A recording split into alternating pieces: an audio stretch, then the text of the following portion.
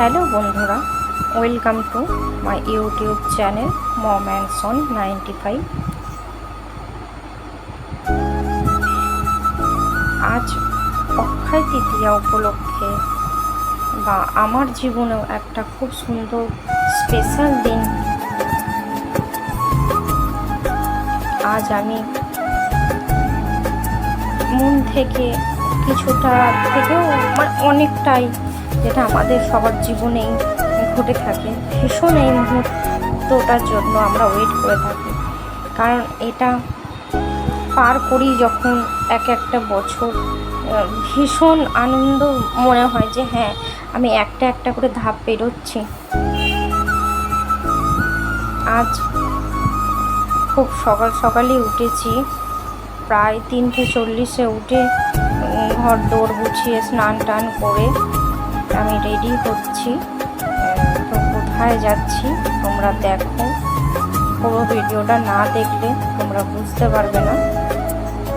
আজকে অক্ষয় তৃতীয়া এবং আমার জীবনের আগেই বলেছি ভীষণ সুন্দর একটা মুহূর্ত, এবং এমনকি আমার না, এই দিনটা যাদেরই আসে, প্রতিটা ছেলে মেয়ে বলো, তাদের জীবনেই একটা সুন্দর মুহূর্ত।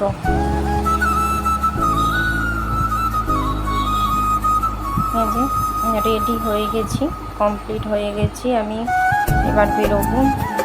চুলটাও ভিজে, কারণ ঠাকুরবাড়ি যাব, মা বলেছে খোপা করেই যেতে, আর আমি তো খোপা করতে পারি না, চুলটাকে আমি ক্লিপ দিয়ে দিয়েছি, আর ভিজে চুলটা। ঠিক আছে, চলো, গাড়িতে যখন যাব তখন একটু চুলটা খুলে রাখবো, যখন আবার মন্দিরে প্রবেশ করব তখন আমি আবার চুলটাকে গুটিয়ে নেবো। এই যে কর্তামশাইও রেডি হয়ে গেছে, তারপরে এই যে নামছি ছেলে আর আমি।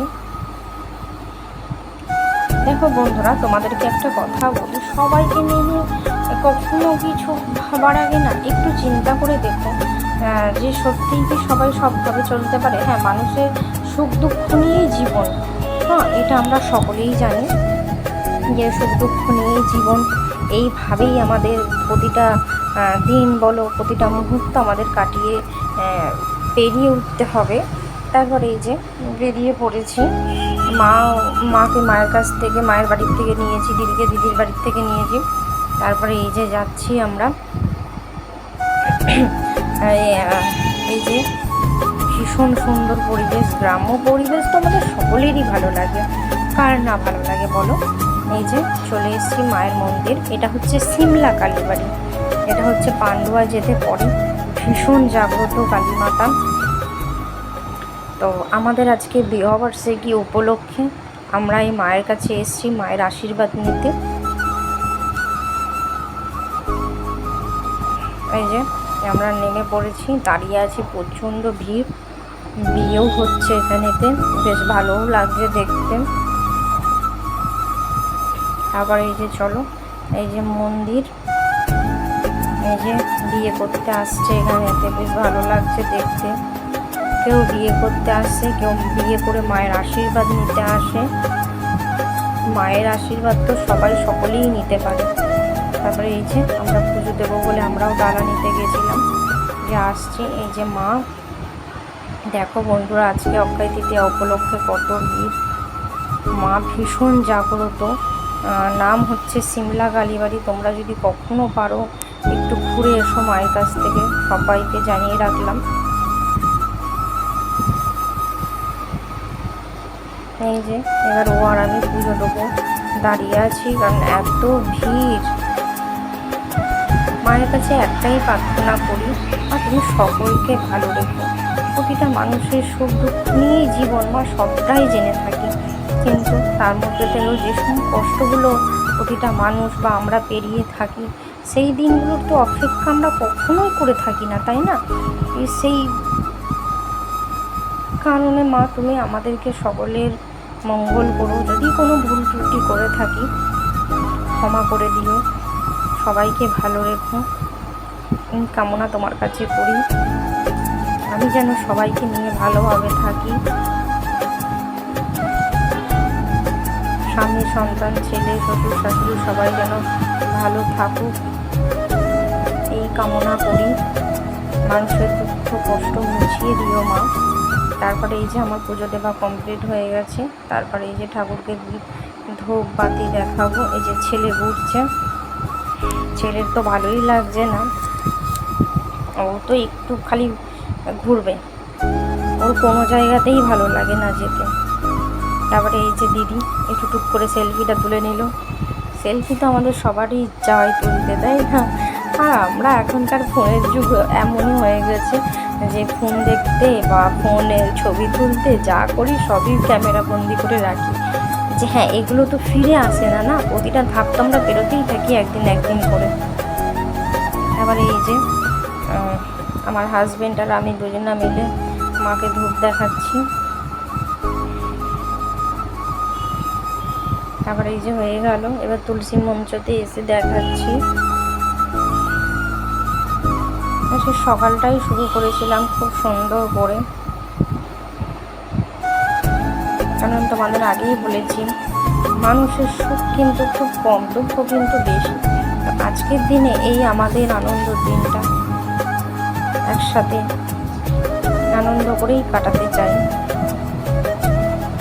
তারপরে এই যে এত বাতি জ্বলছে, এখানে তো ধরানোই যাচ্ছে না। তো যাই হোক, আমি শেষমেশ নিচটাতেই দিলাম, খুব ভয়ও লাগছিল, আর একটা এই শাড়ি নিয়েও খুব ভয় করছিল।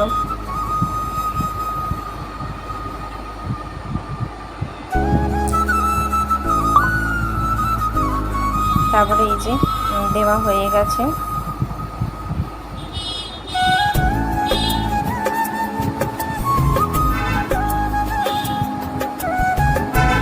তুমি আশীর্বাদ করো, সারাটা জীবন যেন ভালোভাবে পথ চলতে পারি।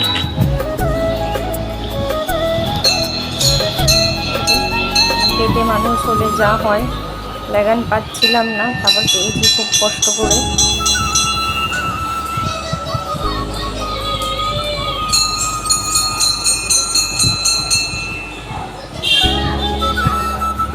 তারপরে যে দিদি মা আমি ও দাঁড়িয়ে আছি, সবাই বললাম একটু ছবি তুলি সুন্দর করে।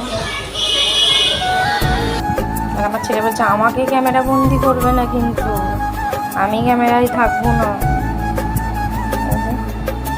মানে ও ক্যামেরায় আসবে না, পরবর্তীকালে বলবে তুমি আমার ছবি তোলোনি, তুমি আমার ভিডিও করোনি, তুমি আমার কিছু করোনি। যে আমাদের পুজো দেওয়া হয়ে গেছে, এবার আমরা ওখান থেকে বেরিয়ে এসেছি। দেখো বন্ধুরা, কত ভিড়, কত গাড়ি, এটা একদমই হাই রোডের মধ্যেই পড়ছে, জায়গাটা ভীষণ সুন্দর, মা খুব জাগ্রত, কত জন আসে এখানে। তারপরে এই যে আমরা চলে যাচ্ছি, বাড়ির দিকে রওনা দিচ্ছি।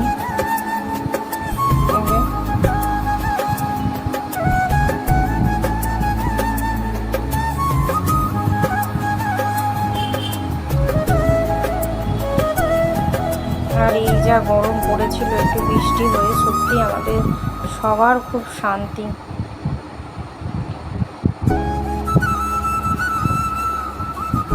রোদে তাকানোই যাচ্ছে না, এত রোদ।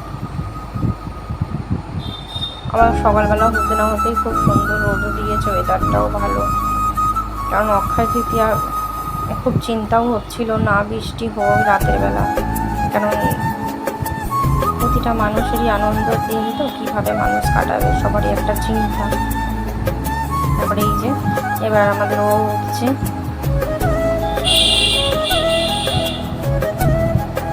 তারপরে এই যে অনেক সকাল সকাল উঠেছিলাম, খিদেও পেয়ে গেছিল। তারপর আবার একটু মিষ্টির দোকানে এলাম, একটু পরোটা খেলাম। দিদি মা তো বলছিল একদম খাবো না, এই সকালবেলা পুজো দিতে গিয়ে খাওয়া।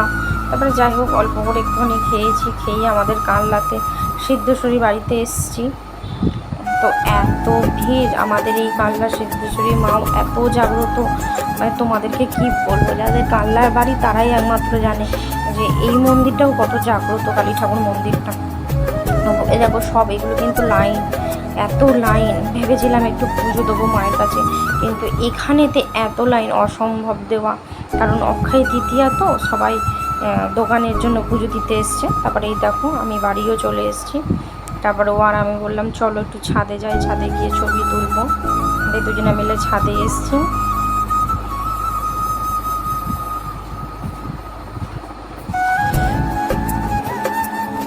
তারপরে এই যে ছাদে একটু ঘুরছি। তারপরে এই যে সব কিছু কমপ্লিট, ছবি তোলাও কমপ্লিট হয়ে গেছে। ওকে চলো টাটা। নেক্সট ব্লগে নতুন কিছু নিয়ে তোমাদের কাছে আমি আবারও আসবো। সকলে ভালো থেকো, সুস্থ থেকো। আগামী দিন যেন সকলের ভালোভাবে কাটে এই কামনা করি। টাটা।